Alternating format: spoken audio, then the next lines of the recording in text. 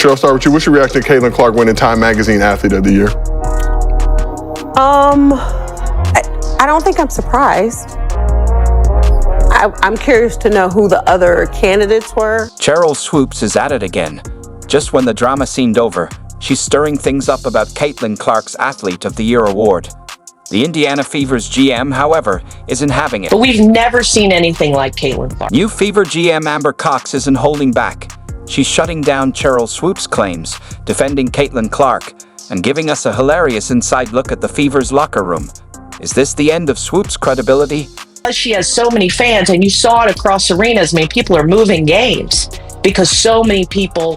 Sheryl Swoopes is stirring the pot again, this time over Caitlin Clark's Athlete of the Year win.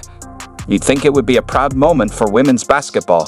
Clark's face on that iconic red border is a huge step for the sport. This time, the WNBA has been trying to get on this global scale, and I feel like that's the direction they are finally headed. I think that WNBA fans have always been proud supporters and pushers of the advancements of this league, but sometimes it takes a certain star of a certain caliber to really just expand and explode the league from the inside out, and that's what Caitlin. But nope, Swoopes couldn't let Clark have her moment.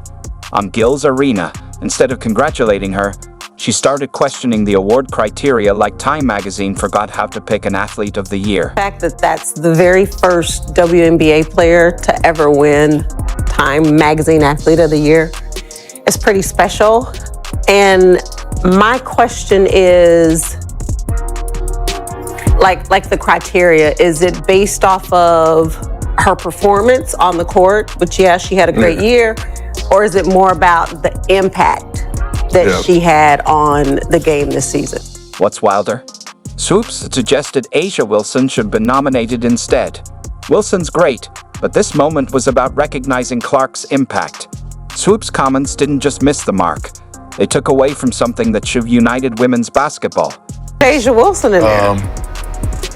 That was just basketball. So that's what I'm saying. Was it just the performance on the court, or it's global? It's like, I think it's everything. Yeah. It's everything. Here's where it gets interesting. The new GM of the Indiana Fever isn't letting Swoopes' comments slide. In a recent interview, she came out swinging in Clark's defense, shutting down the negativity. Caitlin Clark was recently named Time's Athlete of the Year. Cox made it clear. Clark's win is huge for women's basketball. She highlighted how Clark is bringing in new fans, filling arenas, and inspiring future players. Cox firmly stated Clark deserved the award for both her on- and off-court impact.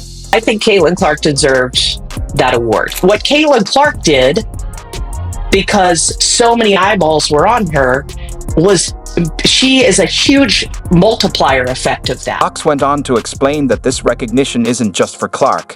It's about elevating the whole sport. She pointed out how Clark's success is opening new doors and creating opportunities for all women athletes. Like, I don't take anything away from other players that brought more eyeballs. Angel, Cameron, right? Like, the identity and how much brand recognition these players now have in college absolutely helped the WNBA. And guess what? Cox isn't alone. Basketball experts are backing Clark, pointing to her record-breaking performances, the surge in viewership, and how she's changing the conversation around women's sports. Caitlin Clark is a superstar, not a female superstar. She is a superstar. We were coming to see Caitlin Clark play. She moves the needle. The WNBA has been looking for someone. Experts are saying what Swoopes missed. Athlete of the Year is about impact, not just stats.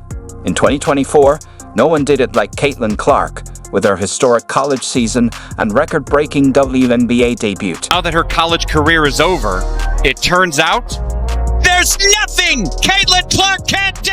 With all the facts laid out, you'd think Swoopes would back down, right? Think again. Now she's targeting the entire Fever organization, suggesting Kelsey Mitchell's time in Indiana could be over. But let's see what's really going on. Obviously, as we get into free agency, the number one priority for us is re-signing Kelsey Mitchell. I think that backcourt was about as lethal as we've seen in the WNBA, and I'm talking maybe in history in the second half of the season last year. Kelsey Mitchell has been a key player for the Fever, but Sheryl Swoopes claims the team is sidelining her for Caitlin Clark.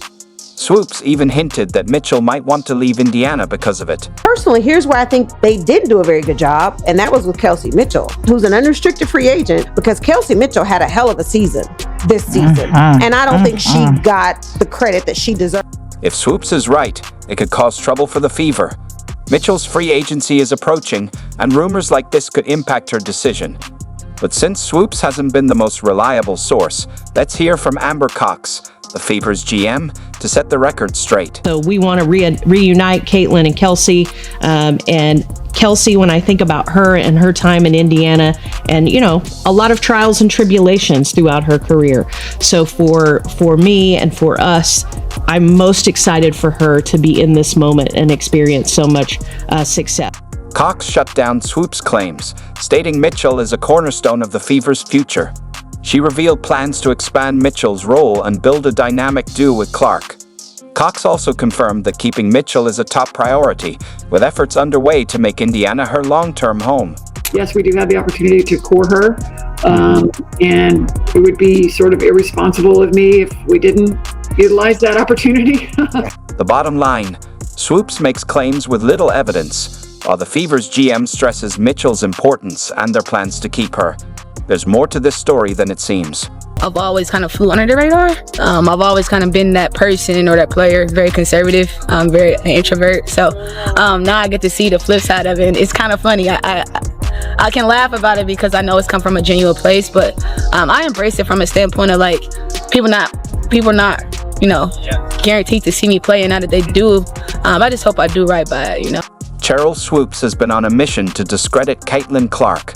She started with the wild claim that Clark was 25 and playing against teenagers, then predicted her game wouldn't work in the WNBA, calling her college success a fluke and spreading locker room rumors.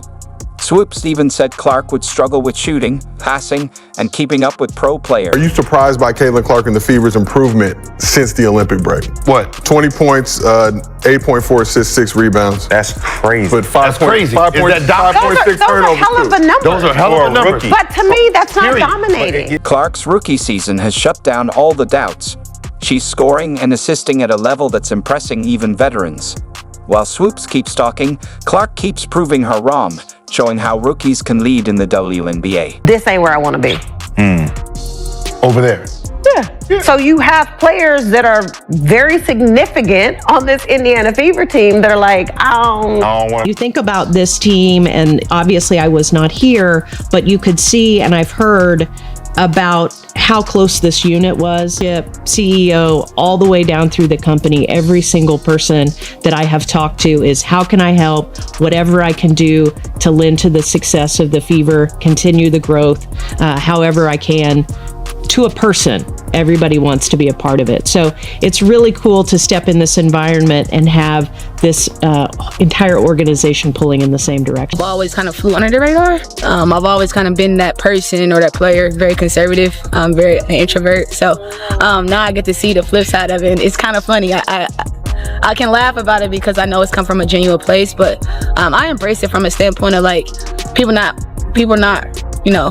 guaranteed to see me play, and now that they do, I just hope I do right by it. Surprised by Caitlin Clark and the Fever's improvement since the Olympic break. What? 20 points, 8.4 assists, 6 rebounds. That's crazy. But 5.6 Those are hell of a number. Those are hell of a numbers. But to me, that's not dominating. This ain't where I want to be. Over there. Yeah. So you have players that are very significant on this Indiana Fever team that are like,